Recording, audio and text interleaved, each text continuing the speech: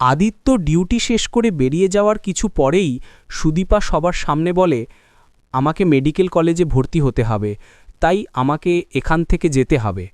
এই কথা শুনেই আদিত্যের বড় মা রেগে উঠে বলেন, তুমি কোথাও যাবে না, এই বাড়ি থেকে এক পাও বাইরে পা রাখবে না।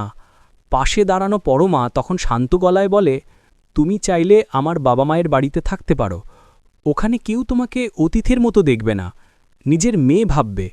পরে যখন হোস্টেল পাবে তখন চলে যেও। সুদীপা একটু অবাক হয়ে বলে, তুমি বলেছ এটাই অনেক। পরমা হেসেই উত্তর দেয়, আমি এমনি এমনি বলিনি, সত্যিই চাই তুমি পড়াশোনা শেষ করো। এই কথার মধ্যেই কুন্তলা এসে সব শুনে ফেলে। সে বলে, তুমি আমার সঙ্গে চলো, আমার আশ্রমে থাকবে, সেখানে তোমার যত্নের কোনো অভাব হবে না।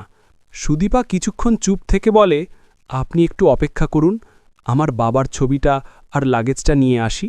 ওদিকে আদিত্য তখনই হোস্টেলে সুদীপ